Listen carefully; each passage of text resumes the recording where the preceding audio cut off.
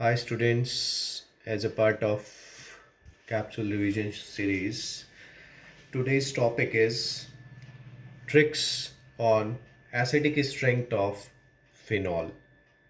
phenol को मैंने highlight करा है. Today we will deal with phenol. उससे पहले मैंने एक रिवीजन सा करवाया है. देखो, ये sulphonic acid, carboxylic acids, phenol, methanol, water, alcohol. तो मैं अभी यहाँ से मैं और कुछ नहीं बोलना चाह रहा, बस इतना बताना चाह रहा हूँ कि 1 2 3 4 5 6 पहले 6 में जो हाइड्रोजन है वो ऑक्सीजन से अटैच्ड है. तो ऑक्सीजन से अटैच्ड हाइड्रोजन हमें ज़्यादा एसिडिक लेना है. ठीक बात. फिर नाइट्रोजन से अटैच्ड हाइड्रोजन हमें पता है हाईली एसिडिक होता है, सोडियम मेटल टेस्ट देता है.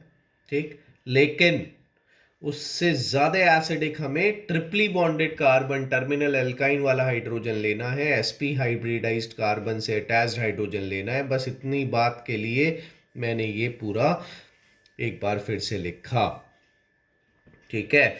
ये हमें पता है सल्फोनिक एसिड क्यों स्ट्रॉन्गर एसिड है, क्योंकि नेगेटिव चार्ज इसका कॉन्जुगेट बेस में नेगेटिव चार्ज डीलोकलाइज होगा दो दो ऑक्सीजन एटम के साथ. यहाँ पे सिर्फ एक ऑक्सीजन एटम के साथ डीलोकलाइज होगा. तो सल्फोनिक एसिड तो कार्बोक्सिलिक से ज़्यादा होंगे और कार्बोक्सिलिक अल्कोहल से ज़्यादा होंगे.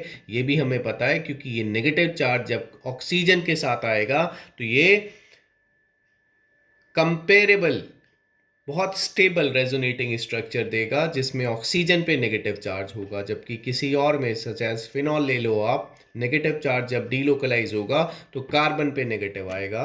तो इस वजह से इफेक्टिव डीलोकलाइजेशन उतना नहीं हुआ जितना कार्बोक्सिलिक में हुआ. तो खैर, ध्यान रखो बच्चों, हाइड्रोजन अटैच्ड विद ऑक्सीजन, उसके बाद ट्रिपली बॉन्डेड कार्बन से अटैच्ड हाइड्रोजन एसिडिक होता है और उससे उससे कम एसिडिक होता है हाइड्रोजन अटैच्ड विद नाइट्रोजन. उसके बाद मैंने एक और चीज़ रिवाइज कराई है कि भाई हाइड्रोजन अटैच्ड विद ऑक्सीजन से ज़्यादा acidic hydrogen attached with sulphur होता है, क्योंकि अगर हम इसका कॉन्जुगेट बेस बनाएं तो एस पे माइनस आएगा और यहाँ ओ पे माइनस आएगा. और ये बताओ कि ओ एस पे माइनस मतलब डीलोकलाइजेशन हो रहा है over a bigger sphere. Sulphur का साइज बड़ा है, नेगेटिव चार्ज डीलोकलाइज हो गया तो कॉन्जुगेट बेस स्टेबल हो गया. तो याद रखो, थायोल्स हमेशा ज़्यादा एसिडिक होते हैं एज कंपेयर टू अल्कोहल्स.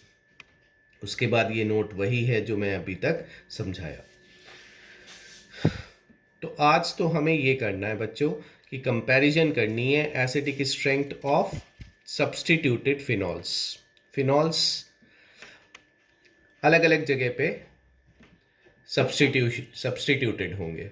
सबसे पहले मैंने पॉइंट्स को समराइज करा है कि कॉन्जुगेट बेस बनाना है हमें, फिनॉक्साइड आयन बनाना है. और ये बताओ, मीजोमेरिक इफेक्ट हाइपर कॉन्जुगेशन सिर्फ ऑर्थो पैरा पोजीशन से लगाना है, जबकि इंडक्टिव इफेक्ट सारी पोजीशन से लगेगा बट डिस्टेंस डिपेंडेंट होगा. अब ये बताओ, minus M minus I negative charge of phenoxide ion को विड्रॉ करेंगे, स्टेबलाइज करेंगे तो फिनॉल को एसिडिक बनाएंगे, जबकि plus M plus I negative charge of phenoxide को इकट्ठा करेंगे, स्ट्रॉन्ग करेंगे और तो उसे डीस्टेबलाइज करेंगे, तो डिक्रीज करेंगे फिनॉल की एसिडिटी. प्लस एच सी का भी सेम है, जो भी इलेक्ट्रॉन रिलीजिंग ग्रुप्स होंगे वो एसिडिटी कम करेंगे, विड्रॉइंग ग्रुप्स एसिडिटी बढ़ाएंगे. सबसे इम्पॉर्टेंट पॉइंट बच्चों, मैं बहुत ज़्यादा मैंने देखा है ये कन्फ्यूजन, सब कुछ पढ़ लिया और मेन मेन बातें भूल गए, ऑर्थो इफेक्ट लगाना शुरू कर देते हैं बच्चे फिनॉल में. तो रट लो, ऑर्थो इफेक्ट बेंजोइक एसिड में लगेगा, उसका वीडियो नेक्स्ट आएगा. एनिलीन बेसिक स्ट्रेंथ में लगा चुका हूँ, उससे इससे पहले वीडियो एक डाला गया है बेसिक स्ट्रेंथ ऑफ अमाइंस पे. तो यहाँ ऑर्थो इफेक्ट नहीं लगेगा, ध्यान रहे. दूसरा इंपॉर्टेंट पॉइंट है कि यहाँ हाइड्रोजन बॉन्डिंग जरूर लगेगी, बट हाइड्रोजन बॉन्डिंग भी फिनॉल के एच के साथ होगी विद ऑर्थो सब्स्टिट्यूटेड ग्रुप. मतलब अगर ऑर्थो सब्स्टिट्यूशन पे FNO है तो फिनॉल का हाइड्रोजन जाएगा क्या बनाने, हाइड्रोजन बॉन्ड बनाने, तो इसका मतलब हाइड्रोजन बॉन्डिंग हमेशा फिनॉल में एसिडिटी को कम करेगी बच्चों। फिनॉल में हाइड्रोजन बॉन्डिंग एसिडिटी कम करेगी, क्योंकि अगर हाइड्रोजन चला गया बॉन्ड बनाने, हाइड्रोजन बॉन्ड बनाने विद ऑर्थो सब्स्टिट्यूटेड ग्रुप, तो बताओ वो हाइड्रोजन अब रिमूव आसानी से नहीं होगा। इस बात पे लेटर ऑन आते हैं, एग्जाम्पल से बात क्लियर करते हैं। सबसे पहला एग्जाम्पल मैंने लिया है फिनॉल में, मैंने OCH3 ग्रुप्स लगाए हैं, phenol ortho Meta para. OCH3 की नेचर डिसाइड करो, प्लस एम माइनस आई।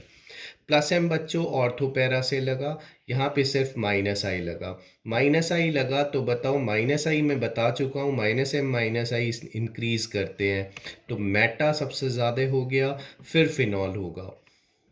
यहाँ तो प्लस एम लग रहा है बच्चों और माइनस आई लग रहा है, माइनस आई लग रहा है तो यहाँ प्लस एम तो बराबर लगा, लेकिन यहाँ माइनस आई ज़्यादा लगा। माइनस आई ज़्यादा लगा तो बच्चों यहाँ एसिडिटी ज़्यादा होनी चाहिए थी, लेकिन देखो ये हाइड्रोजन बॉन्ड बनाया है तो एसिडिटी पैरा से कम हुई।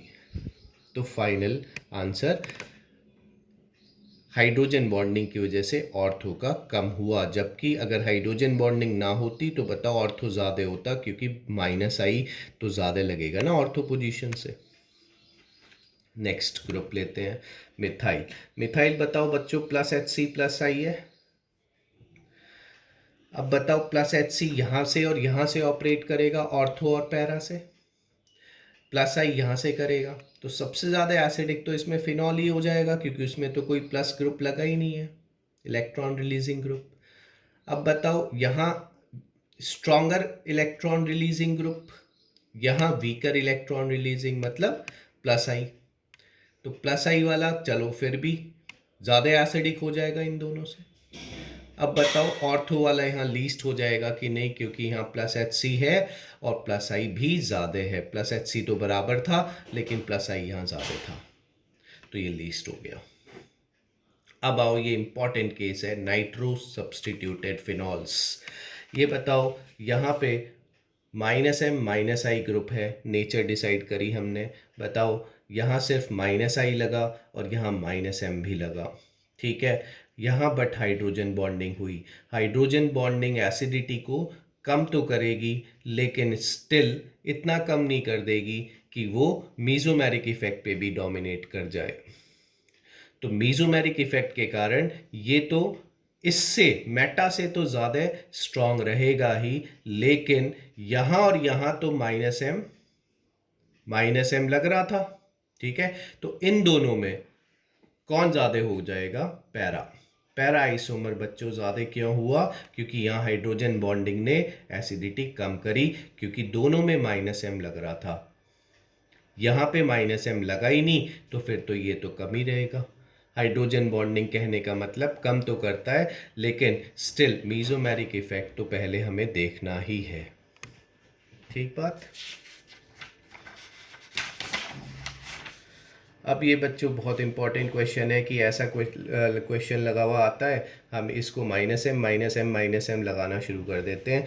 तो मैंने शुरुआत में पहले ही बता दिया कि सल्फोनिक एसिड, बेंजोइक एसिड और ये फिनॉल, तो 3 2 1, कुछ करने की ज़रूरत नहीं है कि यहाँ फिनॉक्साइड आयन बना रहे हैं, ग्रुप की नेचर डिसाइड कर रहे हैं, कुछ नहीं करना बच्चों। ये सल्फोनिक एसिड है, इसे घुमा दो, ये बेंजोइक एसिड है, इसे घुमा दो, ये फिनॉल है, तो पहले वाला ट्रेंड चलेगा, सल्फोनिक हमेशा ज़्यादा होगा।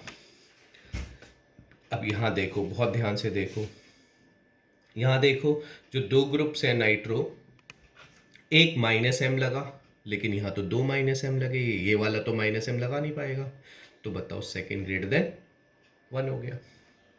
अब यहाँ आओ, नेक्स्ट समझ में आ गया, ये 2 का माइनस एम, 1 का माइनस एम, ठीक। यहाँ आओ, यहाँ सब मेटा पे है, सब मेटा पे हैं, तो सिर्फ माइनस आई इफेक्ट लगाया बच्चों, तो माइनस आई से डिसाइड हो गया, जिसका माइनस आई ज़्यादा होगा उसका एसिडिक स्ट्रेंथ ज़्यादा होगी। अब आओ यहाँ पे, बताओ मैंने अलग अलग ग्रुप्स पैरा पे लगाए, तो अब अलग अलग ग्रुप्स पैरा पे हैं, तो पैरा पे तो माइनस एम से डिसाइड होगा, माइनस एम जिसका ज़्यादा होगा उसकी एसिडिक स्ट्रेंथ ज़्यादा होगी।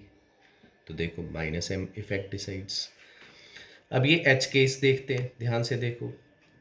फिनॉल फिनॉल फिनॉल, तीन जगह नाइट्रो, बट तीनों जगह नाइट्रो है, तो नाइट्रो है तो तीनों जगह ये माइनस एम लगा रहा है। देखो ऑर्थो ऑर्थो पैरा, तीनों जगह से माइनस एम लगा। इसमें बच्चों बताओ, यहां से माइनस एम लगा, यहां से दो से माइनस एम लगा। इसमें बताओ बच्चों, यहां से माइनस एम लगना चाहिए था, यहां से माइनस आई लगना चाहिए था, यहां से माइनस एम भी नहीं लगा। यहां देखो, due to static inhibition of resonance SIR effect, ये वाला ग्रुप आउट ऑफ प्लेन चला गया, तो एक भी माइनस एम इफेक्ट नहीं लग पाया, सिर्फ माइनस आई लगेंगे बच्चों। यहाँ इंपॉर्टेंट बात है, और यहाँ पे मैंने फिर नोटिस करवाया है आपको कि OH पर SIR, OH को ही लोग बाहर भेज देते हैं ग्रुप के। नहीं भैया, OH लीनियर ग्रुप है, पहले बताया जा चुका है। OH SIR इफेक्ट ऑब्जर्व नहीं करता, OH प्लेन में ही पड़ा रहेगा। अगर बल्कि ग्रुप, कोई दो बल्कि ग्रुप से सराउंडेड होगा एडजेसेंट एकदम, तब SIR लगाना। यहां SIR नहीं लगा क्योंकि यहां ये वाला ग्रुप एडजेसेंट नहीं था। तो अब बताओ, 3 का माइनस एम, 2 का माइनस एम, 1 का भी माइनस एम नहीं, तो बताओ एसिडिक स्ट्रेंथ 1 2 3 हो जाएगी। और इसे हम जानते हैं, it is called picric acid. Picric acid is even more stronger than benzoic acid. Picric acid एक ऐसा एक्सेप्शन था जो, याद करो, NaHCO3 टेस्ट देता था, और वो टेस्ट कौन कौन देते हैं? कार्बोक्सिलिक एसिड और उनसे स्ट्रॉन्गर एसिड्स। तो पिक्रिक एसिड कार्बोक्सिलिक एसिड से भी स्ट्रॉन्गर एसिड होता है। और बच्चों ये भी ध्यान रखना कि अगर ये दो दो माइनस एम ग्रुप्स ऑपरेट कर जाएं फिनॉल पे, दो माइनस एम ग्रुप्स ऑपरेट कर जाएं, तो भी सोडियम बाइकार्बोनेट टेस्ट पॉजिटिव आ जाता है। तो सारे एग्जाम्पल्स एक बार देखो, और नेक्स्ट टर्न पे will deal with carboxylic benzoic acids की एसिडिक स्ट्रेंथ को डील करेंगे। Thanks all.